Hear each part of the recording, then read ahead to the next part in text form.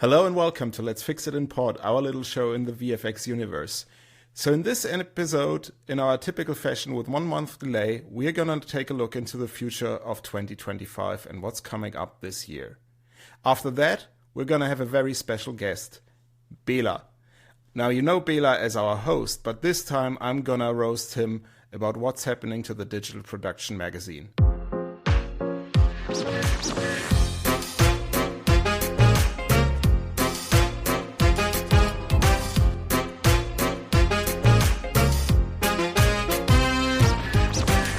So, the future, Christoph, what's going to happen?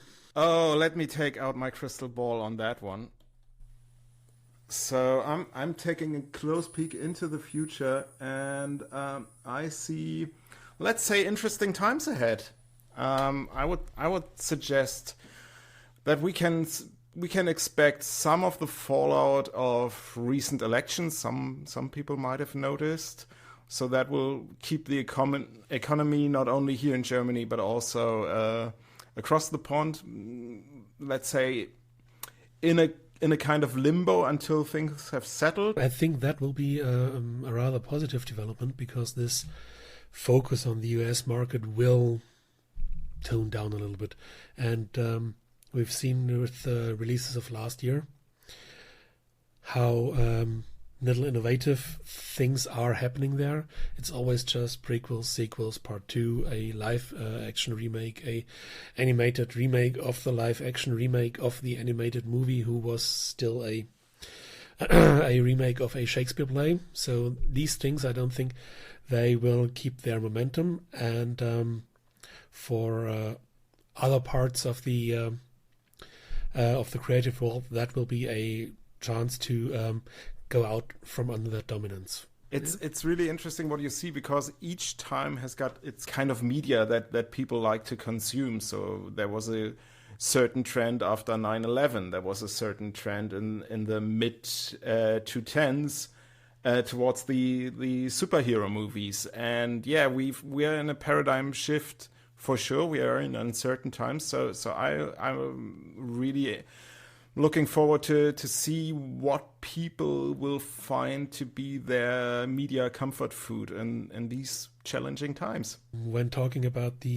US elections and the involved persons, I think what we're currently seeing is the fall of the big social media companies, because let's be honest, Twitter. Recently, so this might be just my perspective, but any kind of news where somebody said something of at Twitter ends with exactly that sentence. This is not news. This is bullshit.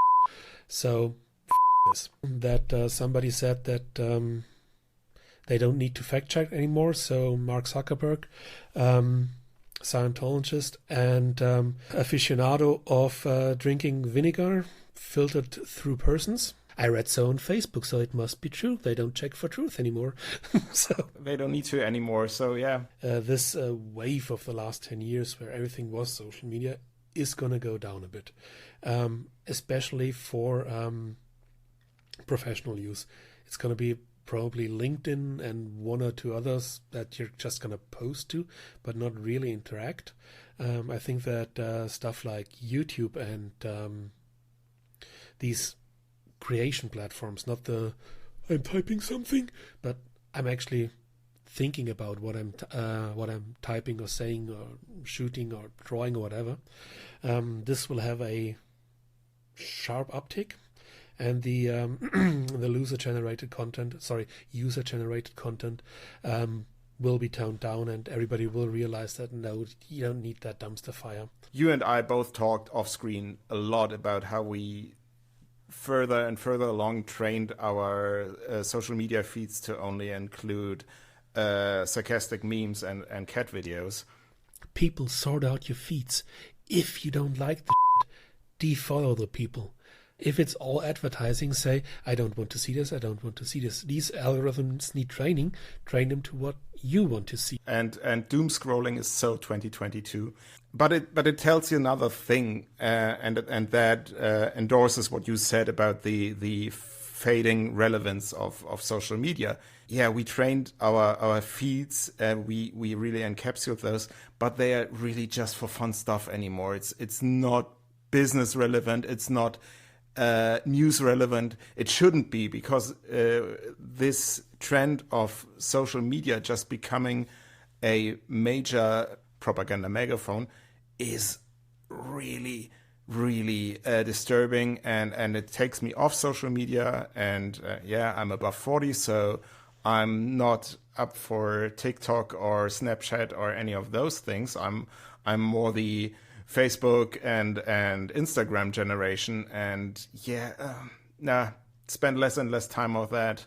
Another thing that I'm seeing with that cast of members is that studios will shift in the world, because the Canadian tax incentives are in a state of flux. Some of them weren't renewed, some of them might be renewed. It's Canada, I love you, but get your together.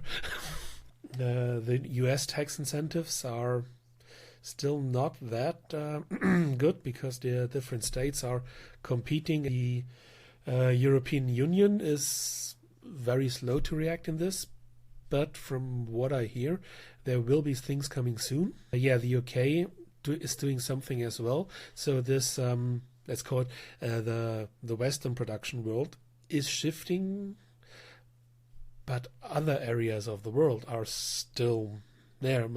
All right, you don't get a Russian tax incentive these days. Well, if you're Russian, you'll get a Russian tax incentive, because propaganda needs to be subsidized by the state. I think one thing that we can really see, and I saw on a couple of Discords in the recent days, a lot of questions and dismay with tax incentives stopping and starting. And one thing we'll hopefully see is that in the future, tax incentives will be set up in a more sustainable way. So, I mean, here in Germany, we've got a federal system, once again, 16 different federal states. Each state does it differently. Some do it very poorly. Some do it, in my honest opinion, very cleverly. So what do I mean by sustainable? I think, you can take that money and just throw it at any production, give them 50 cents on the dollar rebate, and you'll have a great production. And once somebody gives you 60 cents on the dollar, they are gone. The other way you can set that up, and that's something I really envy about the southern federal states here in Germany, is that money was used to build up infrastructure. So if we take a look at our dearly beloved FMX and everything surrounding that, that is a brainchild out of the tax incentives that were used in Baden-Württemberg. And it built up a academy where a lot of great young artists come into the industry, where there's a network where if you have a production, you can actually call there and have somebody introduce you to the local vendors, local suppliers. And that, for me, is a way where you can build up an industry in a way. Actually, 20 years ago, nobody talked about Stuttgart as a VFX place. There was some local stuff going on there. And once money poured in there, it started to become this place where really by now major productions are being done, where one of the most important events in our industry is happening on a yearly basis. So, I would hope to see more of this kind of tax incentive in the future, because that way not only the local artists get something beyond an insurance that they'll be employed for the next 2 years, and then they'll wonder where they can move after the next tax incentives, but also this is something that benefits across state boundaries. FMX is such an institution by now. The MFG, die Medienförderungsgesellschaft, such a very German word, is doing really German. Is doing really well. Is planning these things for years ahead. So it's not just we have this politician who says we have to do this and we're going to do this and then we're going to stop it. No, they really build something with the Film Academy, with the Animationsinstitut at Film Academy, and also what they're doing very well is they are not insular. So they are doing cooperations with EU projects, with other universities, stuff like that. So they understood that VFX is a team sport, and they partake in that in a foreseeable way. And this is something that actually really, really helps. Another thing I want to mention with that is investing in infrastructure and versus investing in just projects. The thing is, with just projects, you can do that, but those have to use sparingly and with an eye towards whom you're. It doesn't help if you give a international production company free access to your resources and the circus moves on. The vendors who will be partaking in the regional stuff, they will just hope for the next project, but it's not going to be plannable.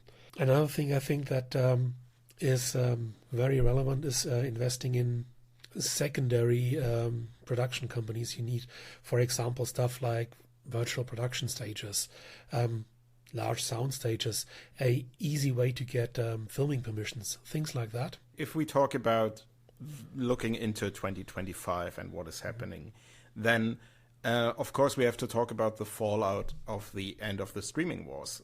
We can all agree that Disney Plus, Netflix, Prime, and so forth are not spending as much money as they did before.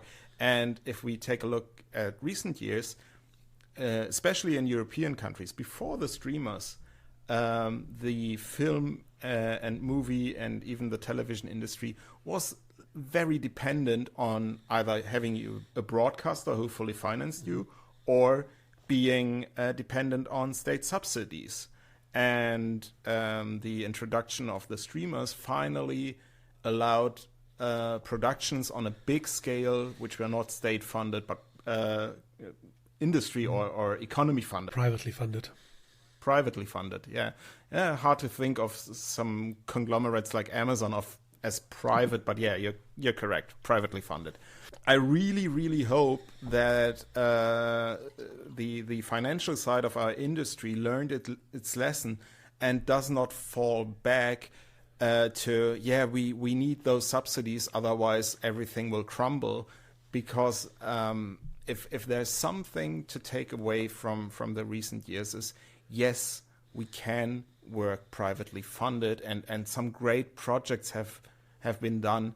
And really, I feel often, especially here in Germany, I don't know that much about how it is in other countries, but in Germany, that often meant so many cooks in the kitchen that it really watered down the soup, so to speak. Yeah, there's this wonderful phrase for a lot of German homegrown productions called cineastischer Magerquark. And meaning the stuff that was produced was, it was just bad. Boring, mediocre. 80s style. Yeah. And mediocre was one of the tentpole productions. It's a dozen faces that have to be in any production. And, oh God, please don't do anything innovative. Don't do anything too advanced. Don't do anything that could ruffle some feathers. Come on, people, this is not the way to do it.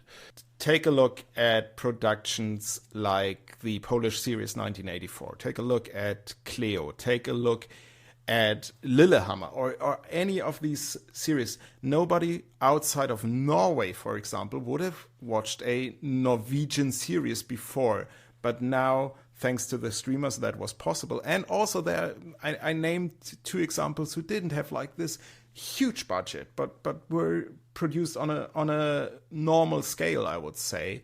And I think that's something I especially with Netflix and Prime and so forth cutting the steady money flow somewhat, I look forward to see more medium budget production, which probably will be a little bit more innovative because they just can't count on having huge spectacular setups, but rather have to work via storytelling. Let's be honest, the last couple of years we learned that there's great TV, great episodic productions, great smaller movies all around the world. And the thing we can learn from the streaming wars is that good stuff will find an audience, even if it's quite deep in the genre. So producing these days, you can do both. You can have something highly regional, and that might find an international or global audience. This is possible. Squid Game, for example. Still haven't seen that. Not a fan of squids, too many tentacles, and I never looked into it. Maybe the public broadcasters and different kinds of streaming services will realize that they can license these productions and have a wide audience for that, and have a huge catalog of stuff that is interesting, is well made. And for the regional production companies, that's a chance to, okay, maybe I do that with in a cooperation with some tax incentive, with some public broadcaster, but I look toward a second use on Netflix, Prime, whatever. Then it's something that I'm still hoping for, and I still see in the future somewhat, is a third life of that instead of DVDs, because who does that anymore? Physical media is gone. The YouTube stuff. Because I've recently talked to a friend in a company, and they're doing a series. It's going to be an animation series. It's going to be fun. It's comedy stuff. And they released it on a regional network, one of those small TV stations. And it was fun. It was great. And their second release cycle will be on YouTube. And thinking that the AdSense money from YouTube will finance part of it. That's something I really see for the next couple of years as another fallout of the end of the streaming wars, is that this whole idea of having a franchise just on one streamer exclusively and all of that content there, that will break. And we are seeing the very first shatters of that. Star Wars will always be on Disney Plus, let's be real. But going to another favorite sci-fi franchise, we could see that already happening with Star Trek. So there was this great young adult show called Star Trek Prodigy. And originally that was on Paramount Plus and I think on Nickelodeon in the US. And then our favorite friends from middle management decided to cancel that show, even though the second season was almost finished in production. As Star Trek fans do, they rallied. They wanted to see that second season. And what happened? Netflix picked it up. Even though a couple of years before, all the new Star Trek content was pulled from Netflix internationally because Paramount Plus wanted to gatekeep that exclusively on their platform. So what I predict, I think there will be some initial releases that then are exclusive to the respective streamers. So there will be shows that initially just show up on Disney or on Paramount or Hulu or whatever. But we will see distribution once again to different platforms after their initial run. And yes, YouTube should be part of that. So what I see is in the far future, the big movies, they will have a cinematic release, yes, but at the same time they're going to be on the streaming platform of the production company. That will be on Paramount, on HBO, whatever. Simultaneously to the cinema, they will be exclusive to there for half a year or something like that, and then they will gonna go out into everything. And the streaming platforms of the big production houses, of the Netflixes and Primes and whatever's, will be more of a repository of all the things they did. So, for example, that on Paramount you have everything Star Trek. If you are a Trekkie, this is your platform. You're going to see everything there first and complete, and all the series whenever you need. Let's be honest, we all need a bit of TOS once in a while. We had that discussion last weekend. My wife was going through our streaming services, and she said, maybe can we cancel one? How about Netflix? And I said, yeah, you might probably take that argument with our kids who enjoy some of the shows there. And then she said, yeah, and what about Paramount Plus? And I said, never. That's the home of Star Trek. And no, that's my pleasure, and you will not take away my Star Trek. So which ones did you cancel? None. because she wasn't willing to give up Prime. The kids weren't willing to give up Netflix, and I wasn't able to give up Paramount Plus. So we decided that is necessary expense. And we need to support our industry. That's my killer argument each and every time. Yeah, but look, that show paid our bills for 5 months. Coming back to the argument, this exclusive walled garden, I don't think that's going to work anymore. And as a production company, now might be a good time to start researching distribution networks and get your stuff ready to distribute it wildly, because all of them have different delivery formats, delivery requirements. If you update your pipeline now to be ready for whatever platform you want, if it's just one click to play it out on YouTube or on Netflix or on this or that, if you have time this year, maybe look into something like that and make sure that your platform is ready for that. This might be a good investment in the future. One interesting aspect that I've seen, and I actually worked on one of these shows, is that there is a trend starting that shows are being produced independently by just one financier, and they'll finish the whole show before they even start distributing. And so I think that's one of the changes we can look forward to as well, is that maybe you don't want to have Netflix or Prime or Disney or whomever in always breathing down your neck and giving you notes on your show, but rather finish the vision that you have and then sell it to them and say, well, that's the product, take it or leave it. We've seen in the last years, for example, Dune Prophecy went through a load of rewrites and reshoots, and these people changed and that people, and come on, people. The streamers have gotten so much middle management, so much pixel, and no, we want this, no, we have this, but. Come on, finish the season, and then we're going to see on. And I think that this will be beneficial for the storytelling and the consistency of the stuff. You can change stuff in the second season, all right. It's developing. Every artist who listens to this had this one show he worked on where he got far more notes from the streamer than from the actual director of the show, and that somehow feels wrong. I've talked to supervisors on quite large shows, which I won't name, which usually rarely give notes to the artists. Their job is collating the notes from the production company, because every marketing droid will have this and this and this and this, and their job is becoming political, negotiating these conflicting notes into something the artists can actually do. Give that more punch, make this more muted.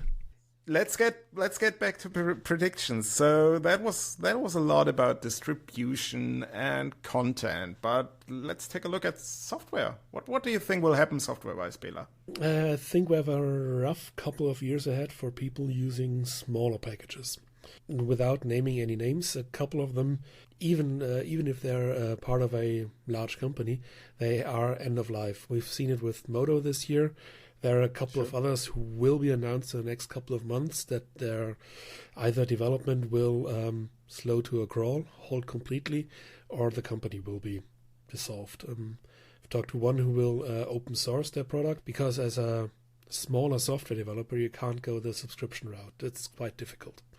And if you have only one or two or three small products, plugins and stuff like that, you can either try to get it distributed on Blender Market, ArtStation, whatever. But that's a load of work. The other offerings are sometimes from quite big companies who actually try to kill competition. And I think we're going to see a lot of these smaller companies folding in the next 1 or 2 years. And either abandoning the product or selling it off or just open sourcing it. I hope they're open sourcing it to stuff, but it's getting very, very rough for all these smaller 1-2 person companies, keeping that alive and keeping the momentum. because if you have only one software, you have a very limited amount of people you can sell your plugin to. Even some of the medium-sized companies are struggling. So I think we're going to see that. And so for you as an artist, if the forum of your preferred software isn't that active anymore, maybe if you have a free afternoon, look around what else you could use, because that's something that's going to happen. I've for a long time been proposing to my fellow artists to really stick to a second set of software. Single software artists are really always in a tight spot, because firstly, you're really dependent that your potential clients use that specific software. And that way you're really closing down your potential market. And honestly, it doesn't matter if we're talking 3D applications or compositing or simulation or whatever. The basic concepts are similar. Yes, there are big differences between software, but then again, if you know the craft, then it's much easier to learn a second or third piece of software, because you know what you're looking for. You're basically just learning the interface specific the interface and the application.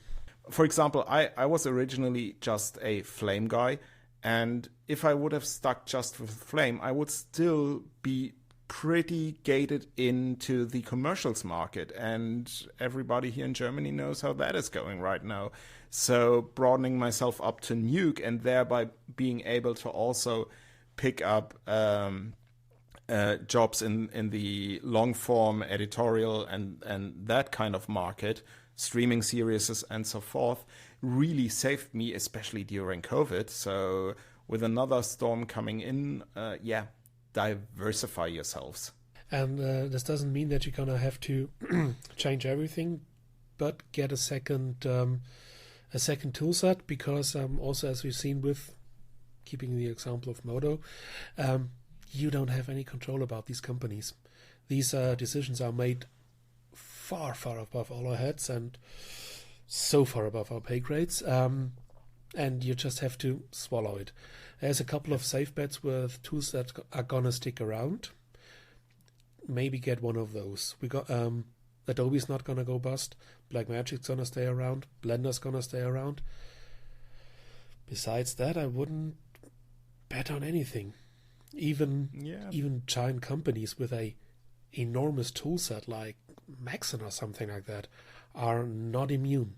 And companies like Autodesk, which are not primarily a media entertainment company. Autodesk is too big not for its own good, but for Flame's good. It's such a niche product inside their portfolio that they actually don't care that much. Not the developers. I don't wanna slide here anybody here. The Flame team cares, but for your information, Autodesk makes most of its money these days with engineering, product lifecycle management, architecture, and these kinds of CID design stuff.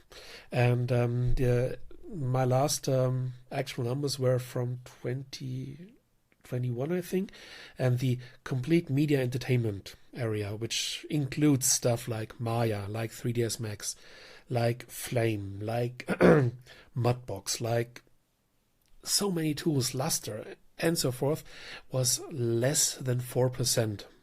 So in our industry, those are really big players. You can't avoid 3ds Max, however you want to try to avoid 3ds Max. It is one of the big tools, but for the owners of 3ds Max, it's just one of many, many, many tools.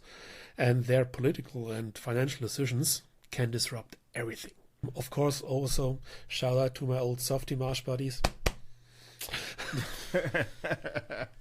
We feel your pain. We feel your pain.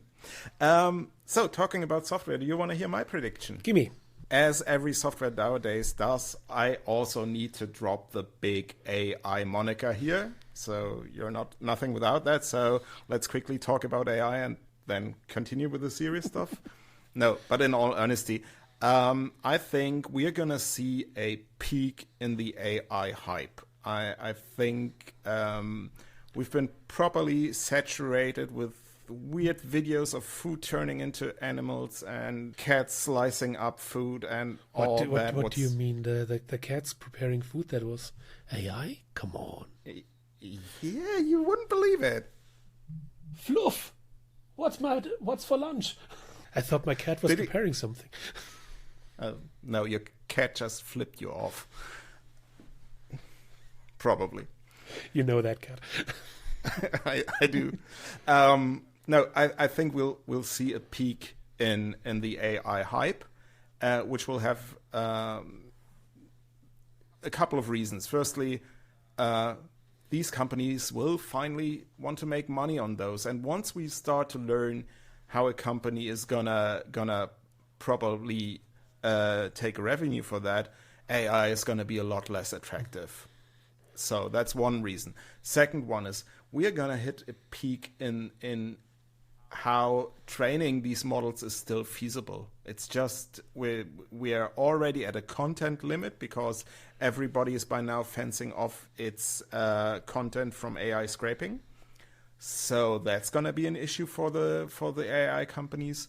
And also, there are a couple of experts out there who said that, like with any craft, you can teach something pretty easily up to 80%. Yeah.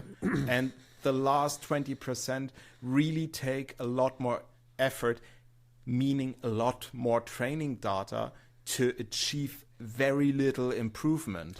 And we're at that peak of this very steep curve where it really, from a business side of sense, will probably not make much sense to invest that much money into further and further training just to get it really right. And also we're going to see that for general office use, ChatGPT, let's keep it with the example of ChatGPT. Machine learning is a different beast. We've talked about that. But for example, ChatGPT is perfectly fine for everyday correspondence. But writing a actual news, it's going to be difficult. So they're going to need the same amount or even more effort to go into something that will not make the money or get them many users. So I talked to a friend of mine yesterday. He's doing a course on programming PHP and Python stuff in with Copilot, and he's testing it and using it for efficiency's sake, and he's quite disillusioned. We should get him on the show. It's going to be interesting. The business behind the big boom is faltering because their core products are suffering because everything is invested in AI. Basically, it's the hype. Everything gets pulled into that, and the development of the thing that you actually need and want stalls or even goes back. If companies like Microsoft and Amazon and stuff with the monies have that problem that they don't really see a return of invest. Imagine what will happen to smaller developers. They have their AI features in there, and some applications that are based on AI, but they will falter if either the compute power in the background gets more expensive, or if they run out of people who want to even try it. Because as far as I've seen, a couple of artists, when there's something, they react to contains AI the same way as told on Twitter. Ignore. And it's oversaturated. We're starting oversaturated. We're starting to feel the backlash. But I want to give this a little bit more of a positive spin, and that would be that I think we'll also start to see the first tools using machine learning and AI in a much more sensible manner. And that would be more, I want to see more AI in the grunt work. Yeah. So I would love to see an AI-powered conform feature where it actually matches my offline and my online, which is tedious work, but it's not as marketable as AI-generated images. Yeah. I want to see compare features. I want to see quality control assisted AI. Yeah. AI-assisted quality control. That way around it makes sense. Other would be a mess. Well, I would like to see I would like to see tagging features or search features. I think in the recent digital production, there's a great article on how AI might actually benefit search and tagging functionality. Everybody, if you haven't read the article, the tool is called Cara 1, CARA. Have a look at it. It's quite interesting, and we've seen exciting demos for everyday work. So not the flashy give me a Star Wars destroyer in a Star Trek setting, but in where the is my footage? And that's quite interesting. Going back to Nuke and something like that, Copycat version 3 or 4, I think they're on version 2. I think. So the next couple of iterations of these machine learning tools will be quite powerful, and the denoising stuff now with the new cards from NVidia, those will gain traction and actually help. So Bela, are there any obvious predictions that we missed? Well, then obviously there's going to be a couple of studios who are going to fold or merge or something. Yeah, I think that one is pretty obvious, still unsettling, and still worth taking apart a little bit. So what we've seen, especially with smaller studios, boutique studios, is in the last couple of years is a really unimaginative race to the bottom. So each and every hype cycle, each and every transformation our industry has been in for the last 15 years or so has been met by, what are we going to do about that? Well, maybe we should just lower our prices. And that's the classical race to the bottom that you can only lose. And we are finally hitting that moment where that will just implode in on itself, and it'll sadly take some good companies away. But honestly, if you haven't come up with a way to sell your business apart from pricing, then probably you don't have a business model. I think what we're going to see is either very specialized studios focusing on just one job.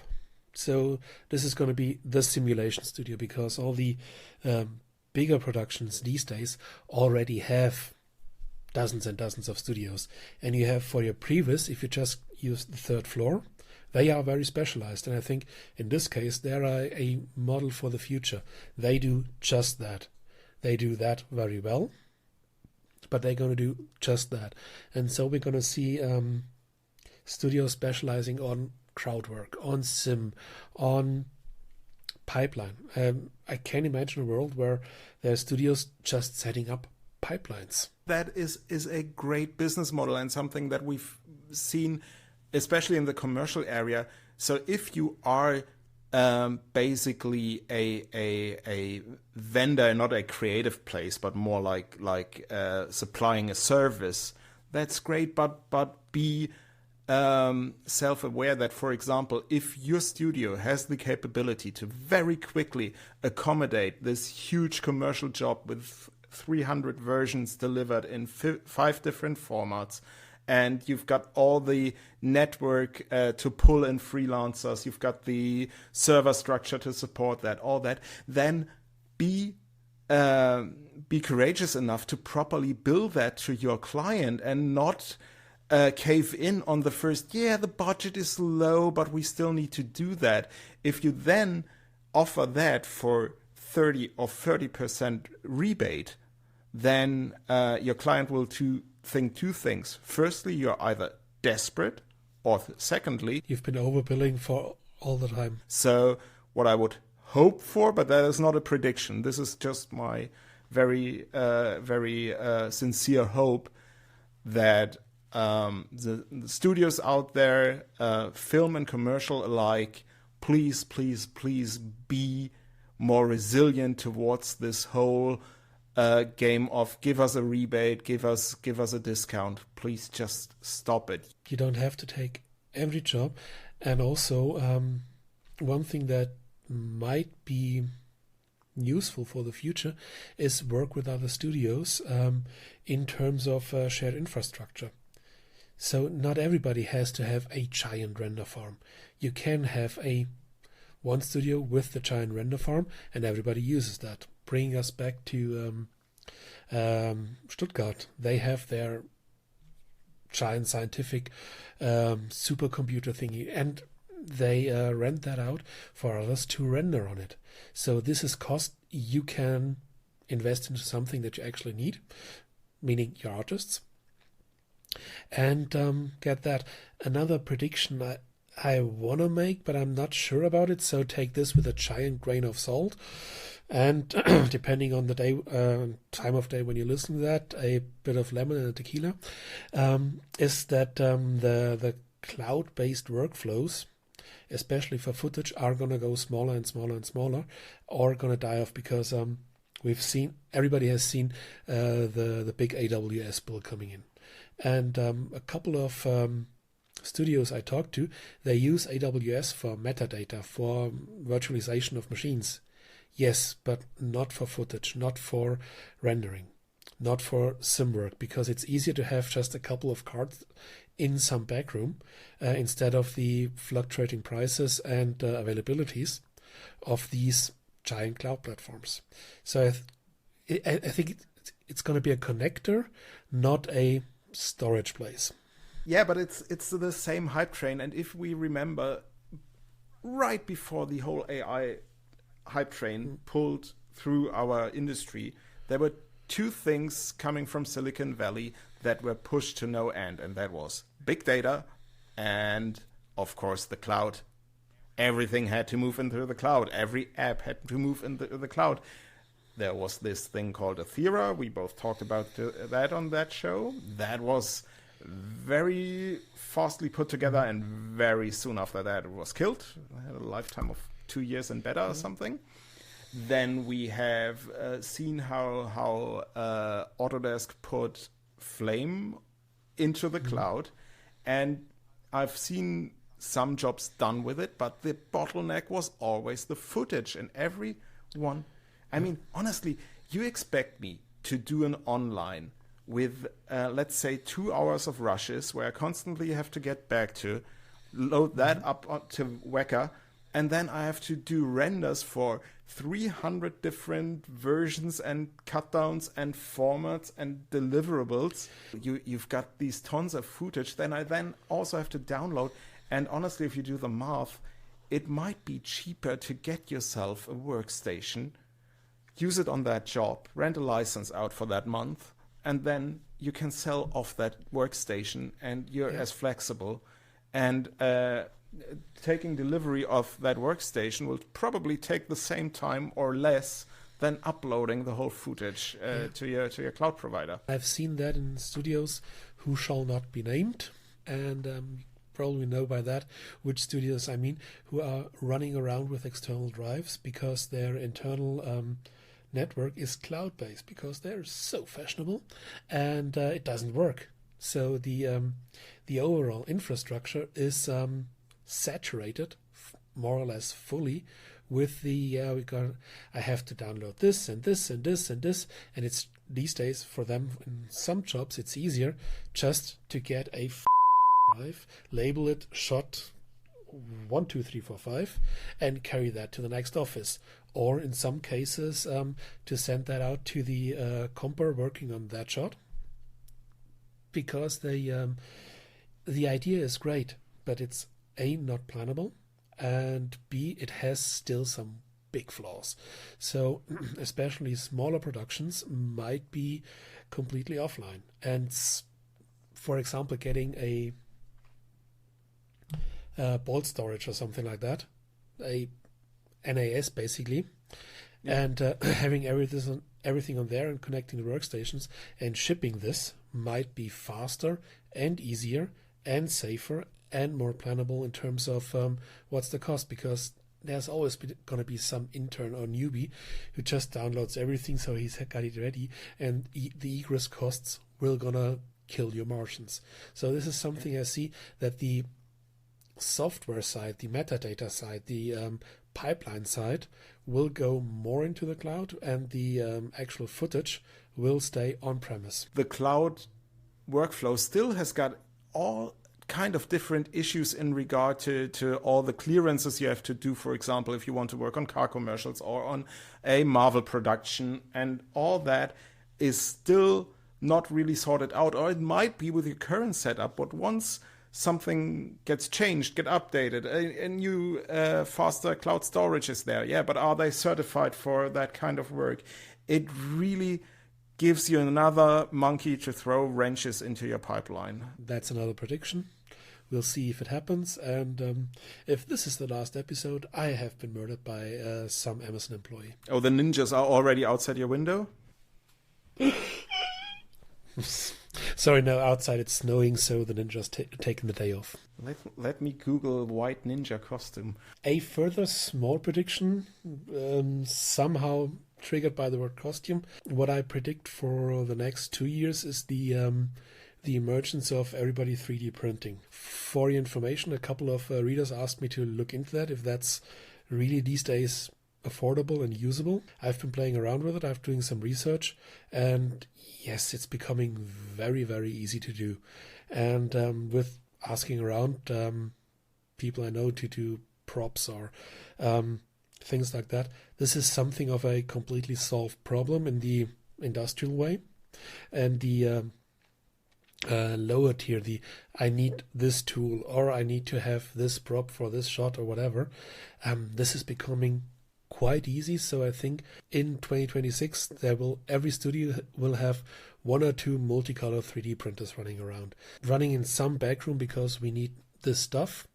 And from what I've seen with studios I know who already do that, those things are running basically all the time, because as you know, one of my topics is workplace ergonomics, and they are printing extensions for their keyboards and seating and whatever.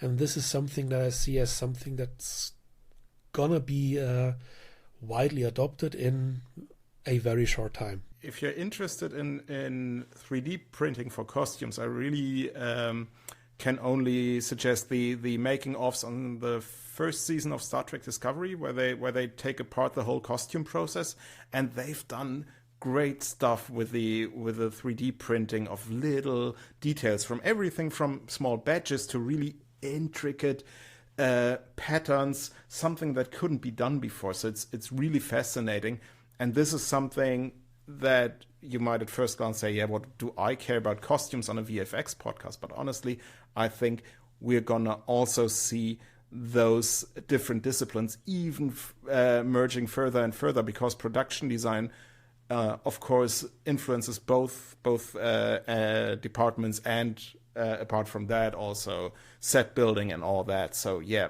I do think that we're going to see very soon props that are going to be both digital and physical. Let's say helmets, armor, stuff like that. And you as a 3D artist will have to design this, and the prop department will gonna print it. So if you know how to handle a printer and what are the general capabilities are, that's gonna be a real leg up for you. Okay, Letsfixitinpod has got a brand new exclusive reveal. We are talking to the brand new owner of Digital Production Magazine. It's a me! Yeah.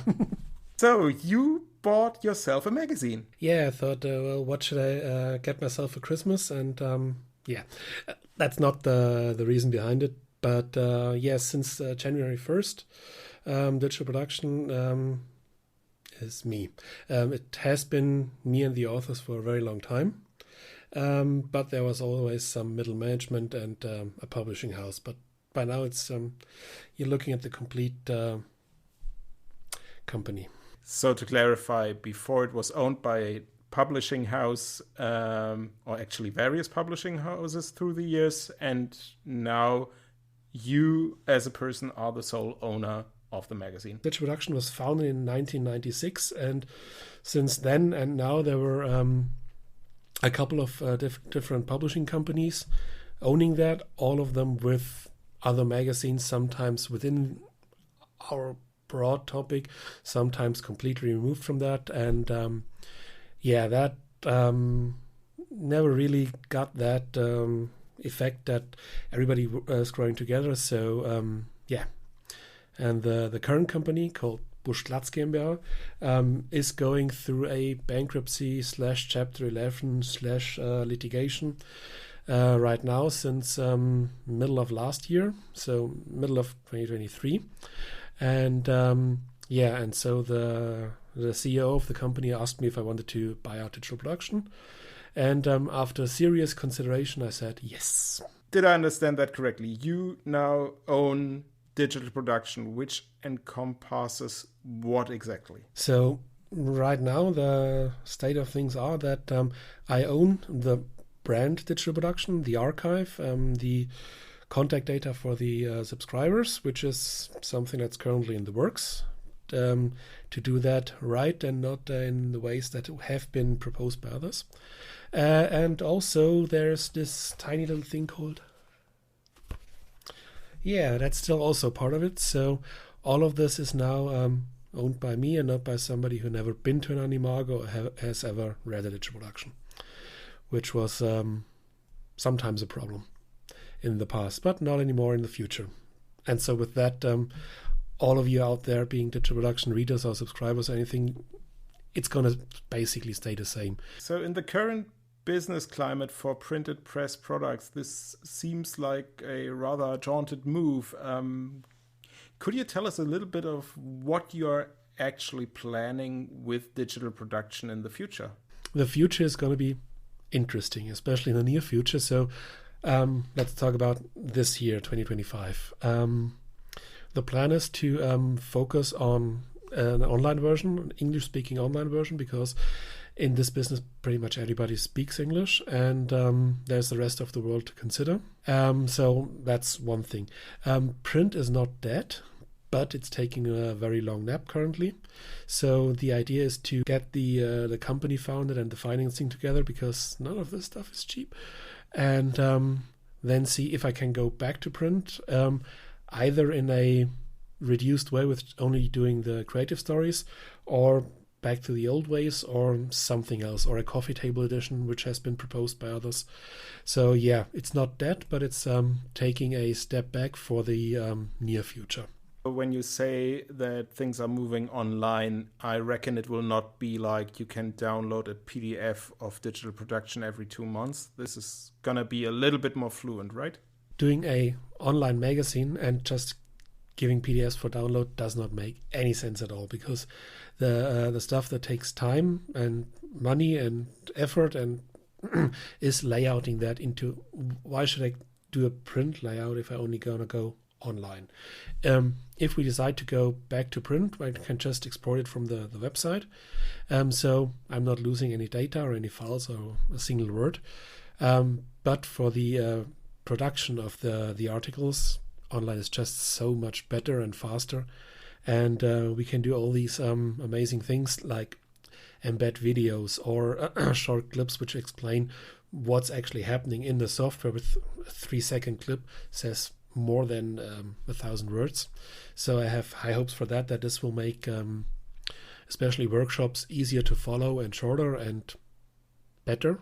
And another thing is that with the creative stories, so the stories about projects, about student projects, about companies, about studios, about their stuff, things they're doing, you can just embed the video and everybody can see what it is, and you don't have to pick out 8 frames and have that represent everything. So that, I hope, helps to get the storytelling and the look and feel of the projects better than 8 frames on a page. So if I'm a current subscriber to Digital Production Magazine, what do I have to do in the next couple of weeks? There's a lot happening, obviously. So the stuff that's for you to do is not a lot currently, because sometime soon you're going to get an email to your registered address, and then you can log into the paywall area. There will be quite a lot of stuff in there. What will be there is a complete archive of digital production in PDFs. So all the ones I have on the issues I worked with will be there just for you to download. No fluffy e-paper thing or whatever, just it's a PDF. You want the article or you want the whole issue, click on it and you're going to have it. So that's for one thing.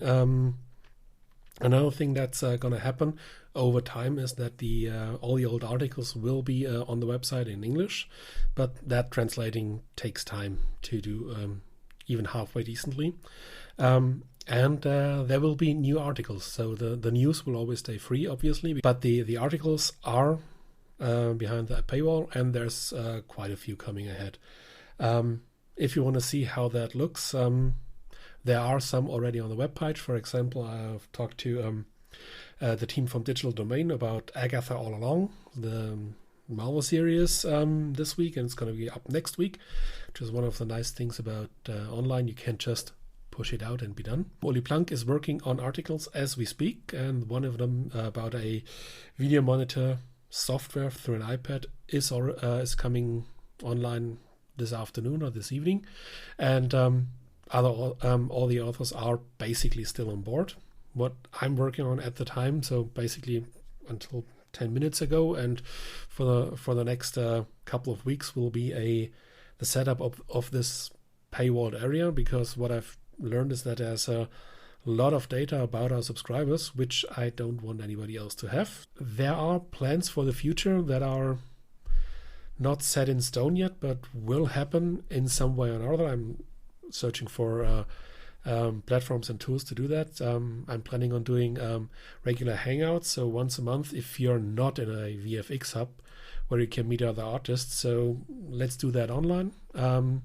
Some form of hangout, having a couple of beers and moaning and groaning about the state of the industry. Other things that are planned are some things like webinars, where some of our authors said, well, I could do a video about that because you can't really explain it in words, or if you do, it's a giant story. So we're doing something like that, and direct contact to the authors. So if you read the workshop and you don't see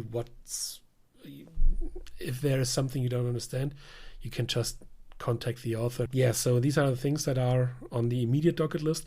Other things will be that, for example, just what I'm going to research later this evening. For example, access through Patreon if you don't want another different subscription and you already use their platform. So, but yeah, there are technical challenges and contracts and stuff to sign. So with all that, if you would do an elevator pitch right now to somebody what digital production actually is, how would you describe that? Digital production is what it always has been. It's a magazine for artists and by artists. How to do that, how to do the stuff, the actual work, how to use it, what the tools are, and the results are. This is going to stay the same. The thing that's changing will be the medium where we do that, which is online first, so to speak. And the future is that it will be developing more towards a everybody talks to everybody place to meet artists and people and supervisors and companies and all of this, and not just Bela telling you what's up. So I'm trying actively to get new voices into the magazine. So it's still called a magazine, but it's online. And this is the thing that's it's going to take some time, but the first people are already on board, and most of the authors, basically all of them I talked to so far, are still on board and are still partaking in this in our portal where we can talk to each other about how to do VFX, CGI, broadcast tech, animation, all of this. Yeah, I mean, you gave me basically a cold call after you saw, I think, one of my FX PhD tutorials and asked me whether I would be interested to do that for a digital production magazine. Now, at that time, that felt really clumsy on my part because I thought like, okay, doing a tutorial on moving images in written form, that felt like dancing to architecture. But over the time, we really did some great articles and it was fun. And currently, I'm writing the first article for the new website. And already I'm really looking forward to use all the new possibilities that the digital distribution will offer. So I can only say working with Bela is always fun. So if you are inclined to write something up, a great story, a project you work on, give him a shout. Writing for digital production is quite easy because you don't have to be a writer to do that. That's my job. That's what I'm doing. You just bring the pictures and the technical knowledge. So if you have something interesting to share, give me a line and we do the article. So you don't have to write all of this and do all the grammar and the text flow and the storytelling stuff. This is my part. So drop me a line if you have something interesting to show, or if you spend so much time figuring out a feature that you need to tell everybody about this. So yeah, it's still going to be the artist's magazine and not some marketing blurb. Most of the people who write for digital production keep on doing that because there's something strangely fun about actually talking about your work without having to dumb it down. At digital production, when you talk about your work, you can talk in detail. Anything you want to talk about, that's fine, because our readers are usually smart enough and close enough to the stuff the other artists do that they actually do understand. Basically, writing for digital production is like meeting after a trade show at the bar with all your colleagues. And that's the way it should be, and that's the way it's going to stay. So at the beginning of our little talk, you said that you not only own the asset of digital production, but also the Animago Award. Tell us a little bit about that. Animago Award and Conference, as it's called, is the has been around since 1996 as well, and has shifted locations a couple of times, and is the award, in my opinion, the best award for CG, animation, visual effects, and we always did new emerging technologies. We did VR stuff many years ago, 3D stuff. It's always changing, it's always evolving, like the industry. And the reason I think it's the best award, because it's not judged by committee or something, but the jury is always actual artists, experienced people who do the work, and it's not a requirement to have a budget of more than 10 million to just partake it at all. So yeah, there's always been different categories, but the main thing is always it's been, again, for artists, by artists, and the award itself is always great fun, because the award show is 3 hours of the best stuff you've seen in ages. And I've seen stuff at Animago which I still watch regularly to this day, many years later. So yeah, the head of the jury, Günther Hagedorn, is also still on board. He's been with Animago since the very first iteration, and we're working to get that going again, which is difficult, as you can imagine. But we're currently looking for partners for locations and see what's happening.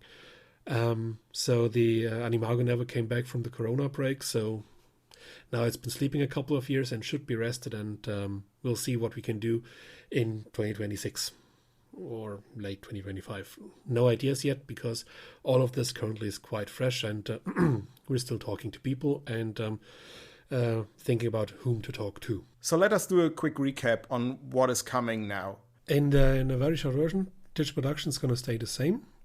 Animago is coming back at some point in the future, and we're just shifting mediums. So from a purely print magazine to an online magazine, which will be available to anybody. If you're a subscriber, I will write to you, and you can decide if you want to stay with that. And if you think that, oh, this sounds interesting, very soon you can subscribe. Currently, it's not technically possible, but all of these things are coming in the next few weeks and months, because it's quite difficult to do.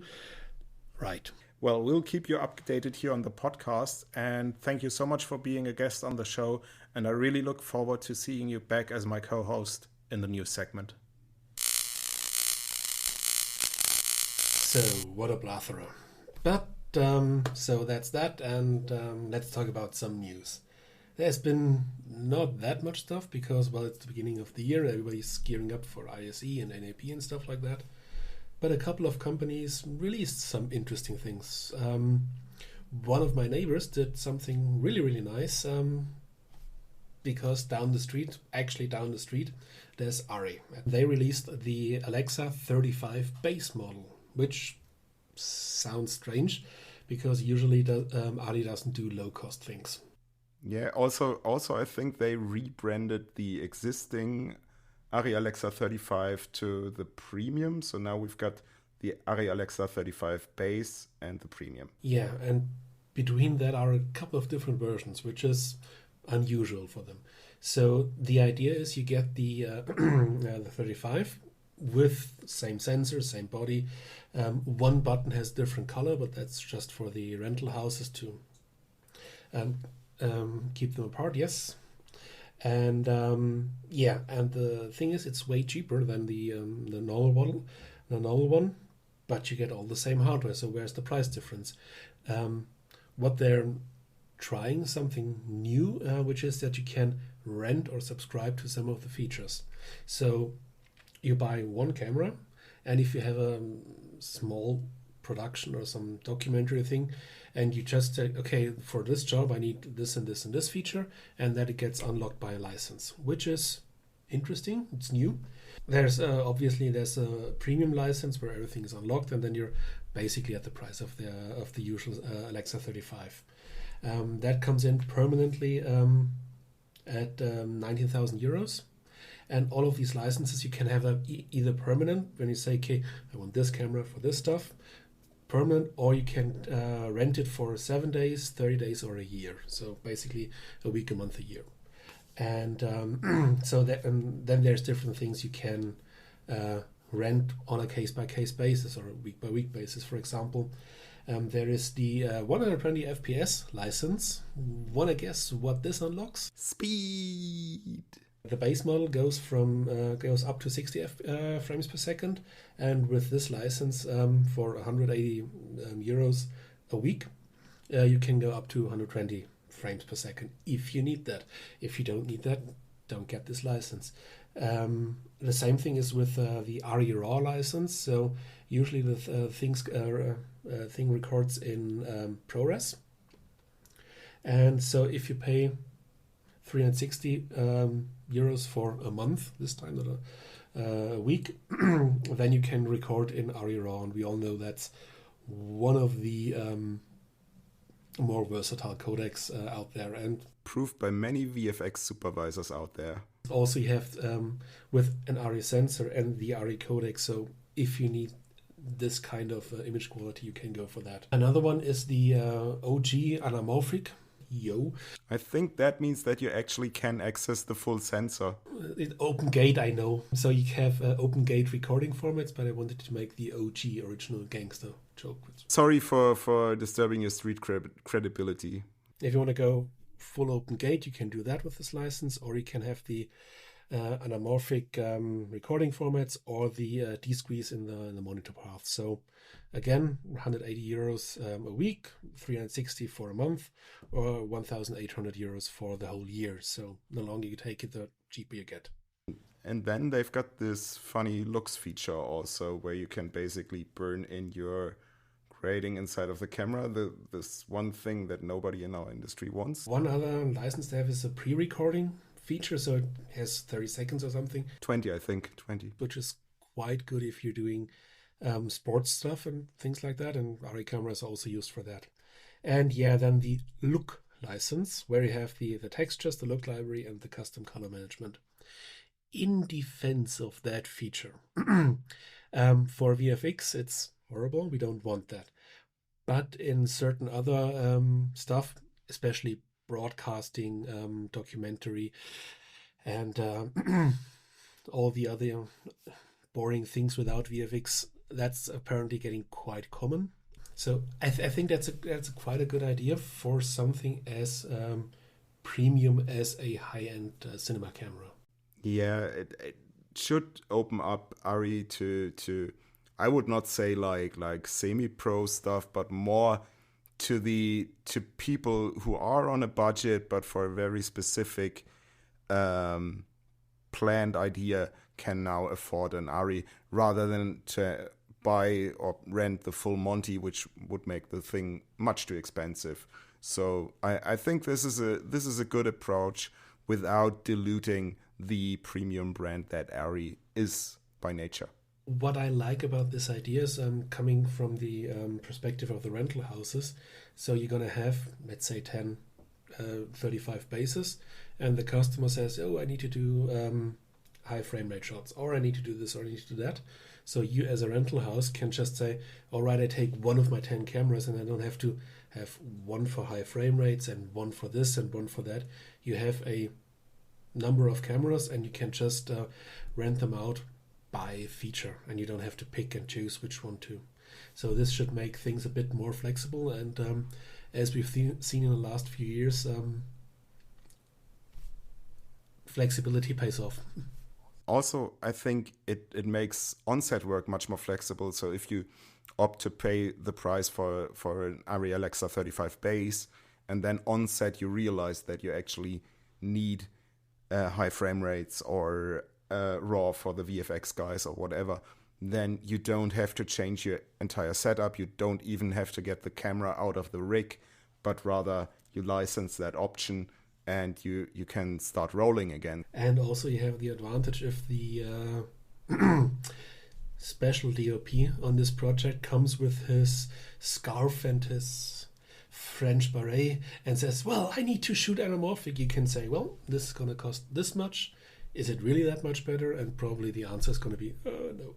Let me ask you, when was the last time you were on set? Because this cliche of the French beret and the scarf. I haven't seen one of those DOPs in a while, but I regularly hear they are still out there.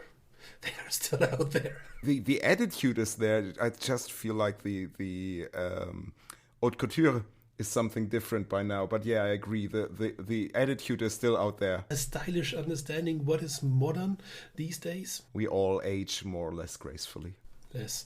This DOP has to have his vision realized, and the director just can't stand them anymore. Now has a number to say, listen, we can do this, and it's going to cost this much. Shall this come out of your budget or another one?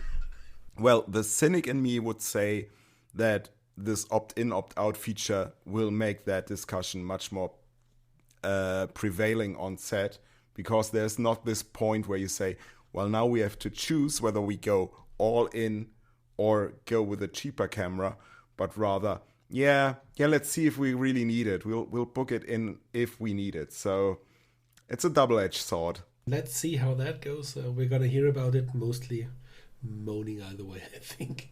In other news for all the compers and finishers out there, Flame has released 2025.2.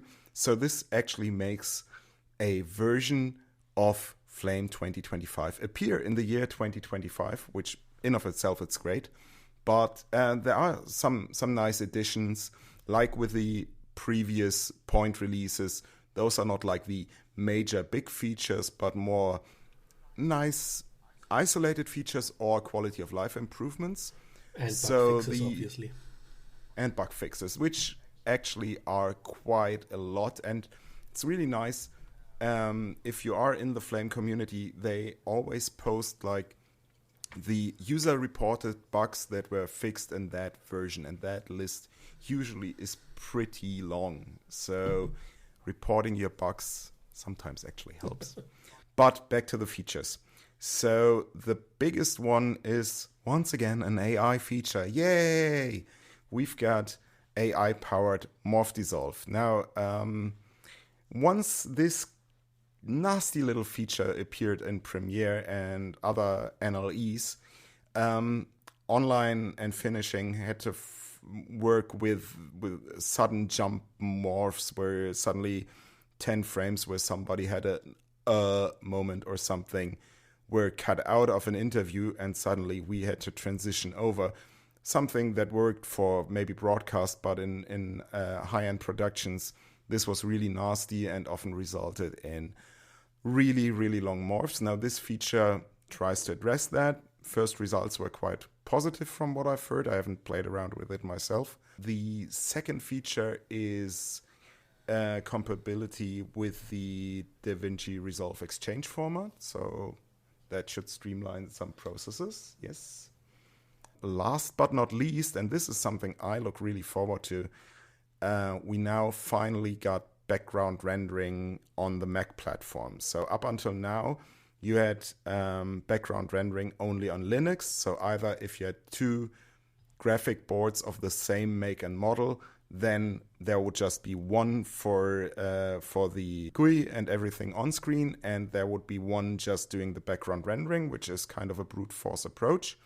A couple of versions back, they introduced memory allocation for that graphics board, so you could decide if you want, for example, to give 50% to the GUI and 50% to the background rendering, but that was a Linux feature only.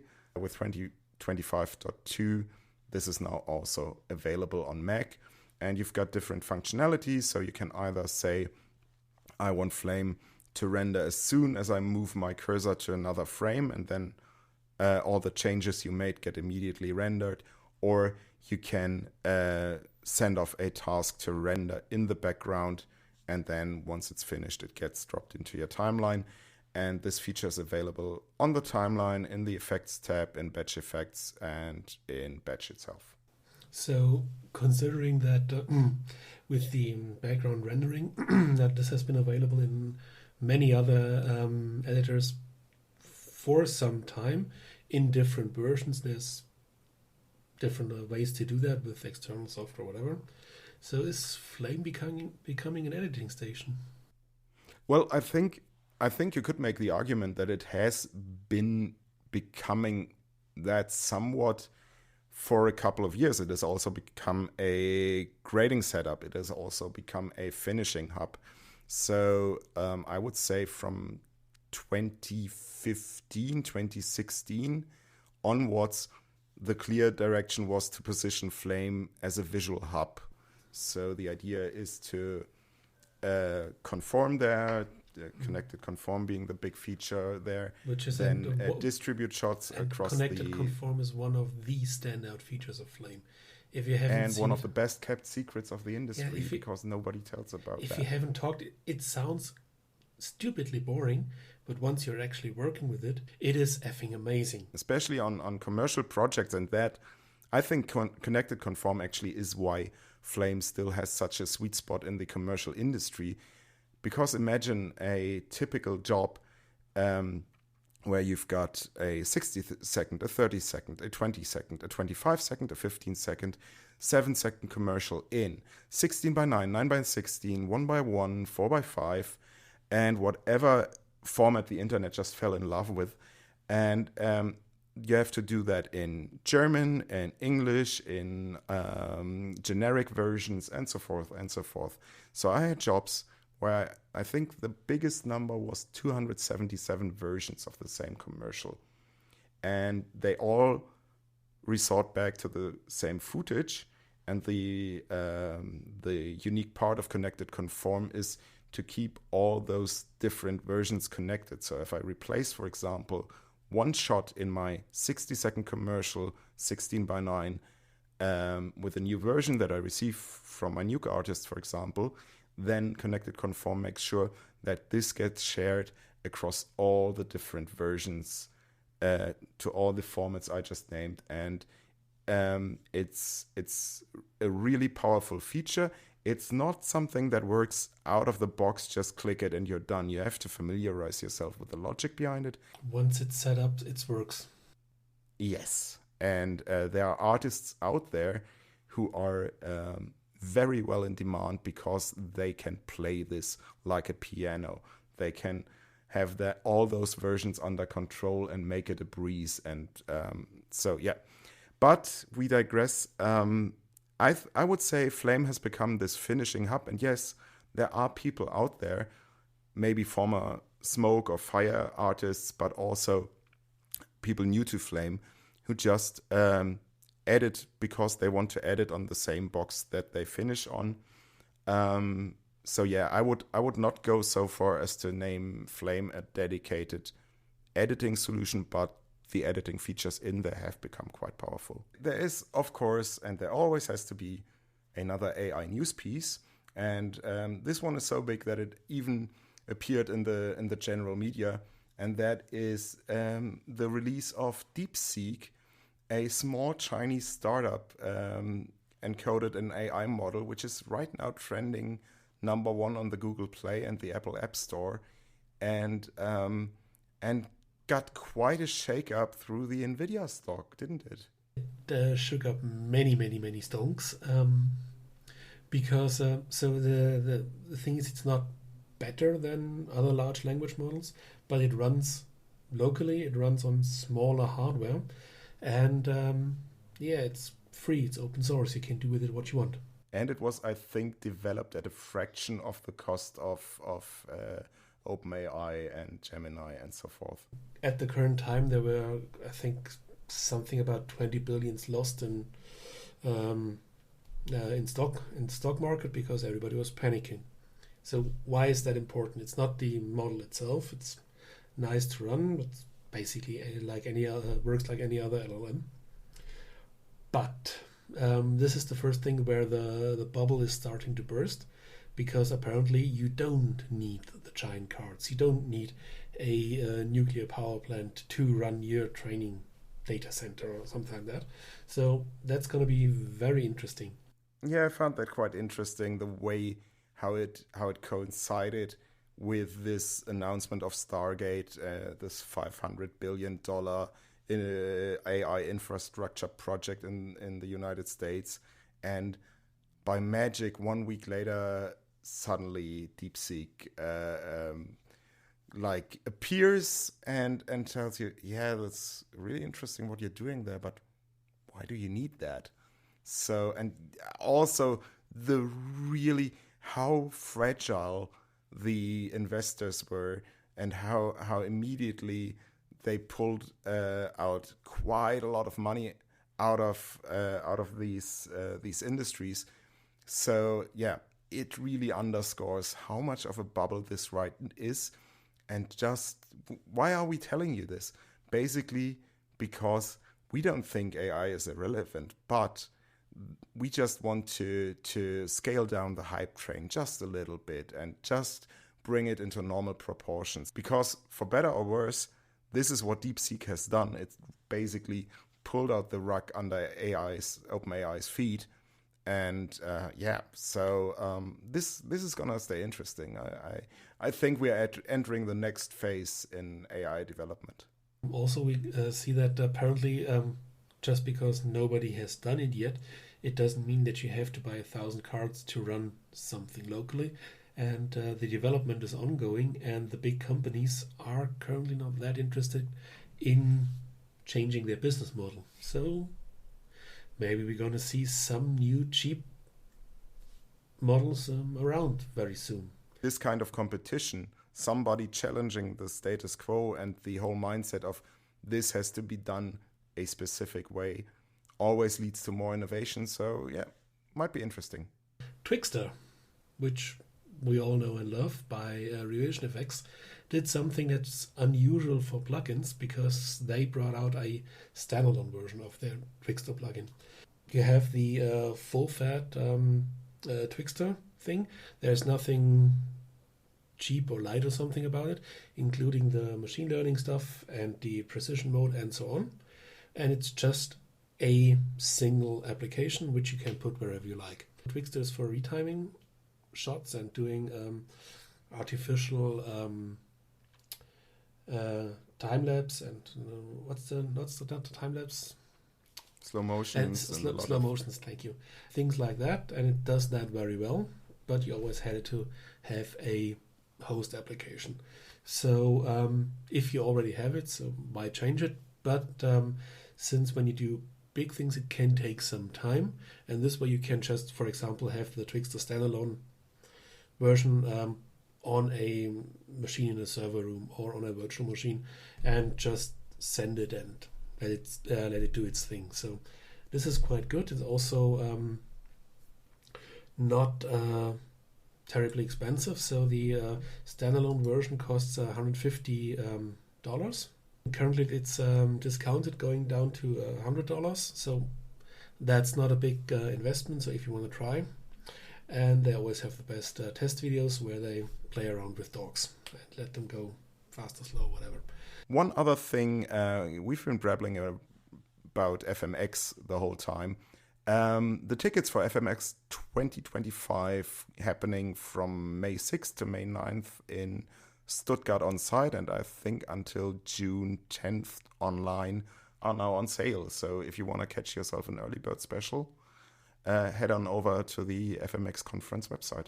And this year they have a new type of pass, a networkers pass basically, so you can go everywhere but the talks. So if you're just there to meet people and get free pens and see the trade floor and the universities and stuff and the evening events, you can just have a cheaper version of that.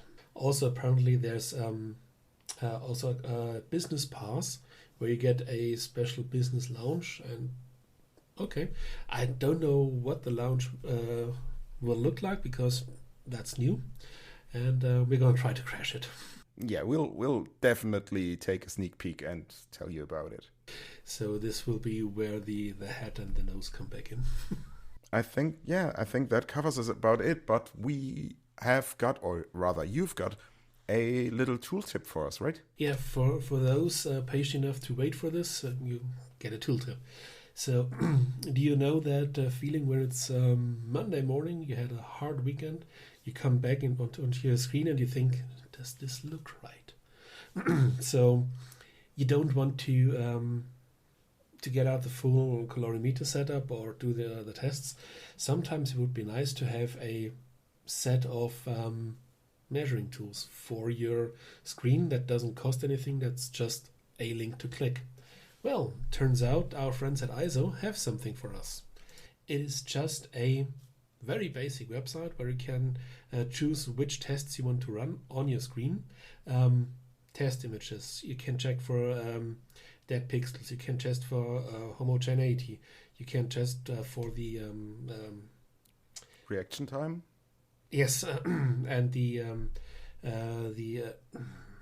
way that your system renders text, and also there's tests for the angle, viewing angle, the gamma, and how colors change. So you start the test.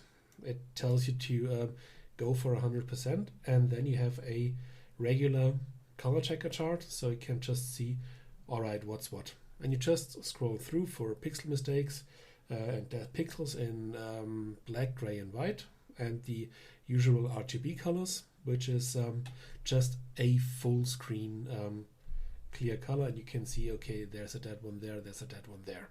Also, you can have some gradients where you can decide how many steps you want in them, from which direction to which direction, which is also something I use quite often if I'm checking out a new monitor. This is one of the first things I do to see if the manufacturer even tried a calibration or if they didn't.